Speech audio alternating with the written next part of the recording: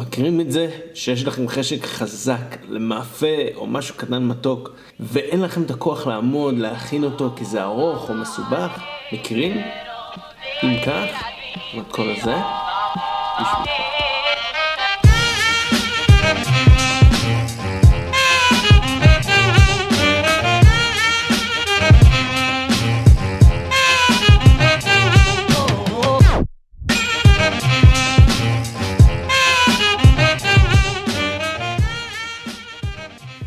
דאץ' בייבי, כשאני מסתכל על הדבר המגודל הזה, זה ישר נראה לי כמו פנקייק על סטרואידים. העיקר קוראים לזה תינוק הולנדי. אפרופו השם, אחרי מחקר שעשיתי, מצאתי שהמקור של המנה הוא בכלל בארצות הברית, ושנלקחה השראה מסוג של מנת פנקייק גרמנית אחרת. סתם מלבלו את זה עם הולנד.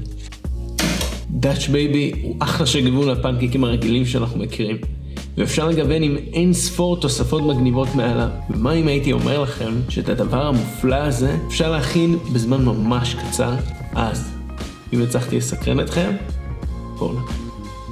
אני אראה מספר וריאציות למתכון, אבל לבסיס אנחנו נצטרך כ-160 גרם או 2/3 כוס חלב בטמפרטורת החדר, מעט תמצית או משחת וניל, 50 גרם חמאה, מעט מלח, 3 ביצים בטמפרטורת החדר, מעט קינמון, 75 גרם קמח, אבקת סוכר, מיץ לימון וסירופ מייפל. בשביל המתכון הזה אנחנו נצטרך מחבת מברזל יצוק או כל כלי שבעצם נוכל להכניס לתנור.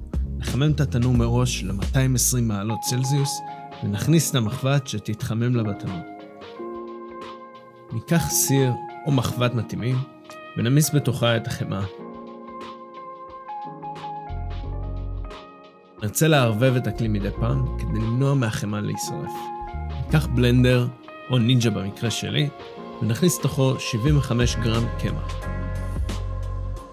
לאט ובזהירות, שלא יישפך לצדדים. זהו. לזה נוסיף 160 גרם או 2/3 כוס חלב בטמפרטורת החדר, מעט תמצית וניל, קורט מלח, ואופציונלי כמובן, אפשר להוסיף כפית קינמון. נשבור את הביצים לתוך הכלי. שימו לב, חשוב שהביצים והחלב יהיו בטמפרטורת החדר. אחרת, הדאץ' בייבי לא יעלה ויתפח יפה בתנור. נפעיל את הבלנדר וניתן לו לעבוד עד שכל המרכיבים יתאחדו. בנוסף, אנחנו רוצים שייכנס אוויר לתוך הבלילה, דבר שיעזור בעצם לדאץ' בייבי לתפוח בתנור. אז זה דבר טוב, אנחנו רוצים את זה. אני רוצה את זה, אתם רוצים את זה. נוציא בזהירות המחבת הלוהטת מהתנור, ונשפוך לתוכה את החמאה שהמסנו קודם. החמאה עלולה להשפריץ, אז שימו לב. את כל התהליך הזה אפשר גם לעשות על הקיריים. ניקח את הבלילה ונשפוך אותה במרכז המחבת. לסיום, ניקח את המחבת עם הבלילה לתוך התנור שחומה מראש. נמתין כרבע שעה, או עד שהדאץ' בייבי נראה ככה. הוא מתגלה ביופיו המרהיב ונפיחותו הפראית, וגם מריח נהדר. נמרח את הציפוי הפריך בשאריות חמאה שנשארו לנו קודם. נסחט מעליו מיץ לימון, ונפזר בנדיבות אבקת סוכר מלמעלה. כן, עוד קצת, לא להתבייש. נחתוך למנות הגשה. בדרך כלל מנה אחת היא רבע מחבת, אבל היי, כל אחד לעצמו, הדבר הזה טעים. אוקיי, די. נכון שזה נראה ממש טוב. באמת, תסתכלו על זה. לסיום, נזלף מעל מעט סירופ מייפל, ואני רוצה לראות אתכם משתמשים בדבר האמיתי, כן? אחרת זה ממש יפגע בי.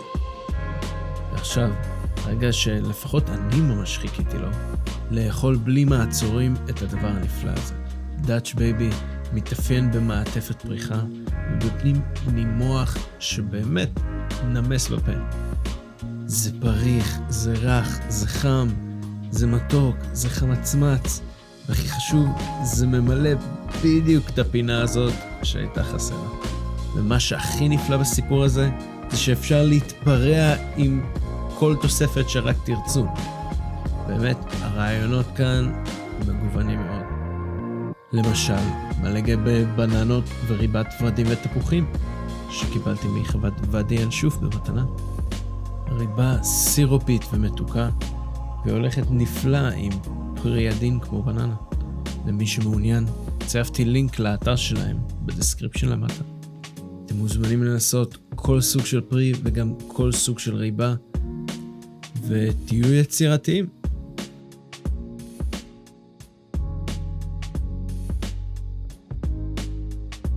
ואם חשבתי שזה הסוף, אז תחשבו שוב, כי יש לי בשבילכם עוד אחד.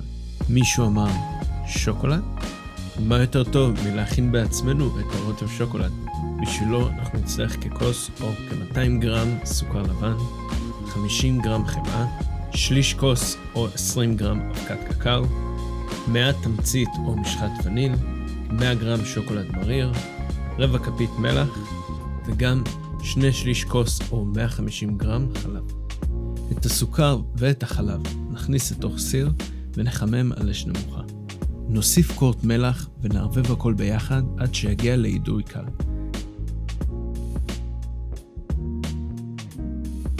לאחר שהסוכר נמס, נוסיף את אבקת הקקאו.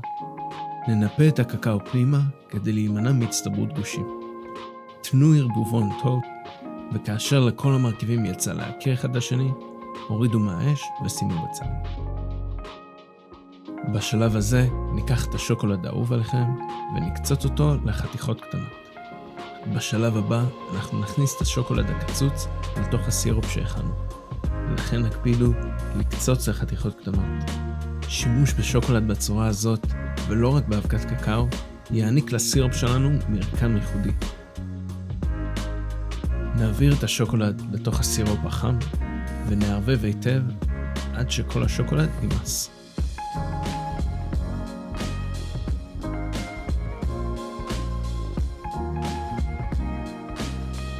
לטאץ' אחרון נוסיף את התמצית וניל ונכניס את החמאה לתוך הסירופ. החמאה עוזרת לייצב ולהעשיר את הסירופ שהכנו.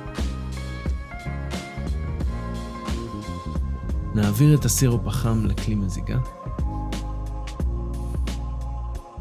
ולסיום סיומת ניקח חתיכה שלישית מהדאץ' בייבי ואת הגלידה האהובה עליכם, והניחו כדור גלידה על החתיכה. כמו שאתם רואים, אני בחרתי להתחכם ולנסות להכין קנל שלא יצא מי יודע מה, אבל היי, זה גלידה, זה טעים בכל מצב. לפחות ככה מספרים לי. ואם זה לא היה מספיק, אז נשפוך כמות יפה של סירופ חם מעל. פשוט תסתכלו על זה. זה מהמם בעיניי. אז נכין כתפיים ונשנס מותניים ונצלול ישר לדבר הנהדר הזה. אז מה יש לנו כאן? יש לנו קרסט, יש לנו פנים רך, יש לנו סירופ שוקולד חם, גלידה קרה, ומה שבטוח זה שרופא השיניים שלכם ימות על המתכון הזה. ועוד יותר בטוח שאתם תעופו עליו עוד יותר. קיבלנו מנה נפלאה שמתאימה לכל חגיגה ומבחינתי גם לכל יום בשבוע. בסך הכל מתכון נהדר שזמן ההכנה שלו לא עולה על חצי שעה. נראה לי שנשארה חתיכה רביעית במחבת.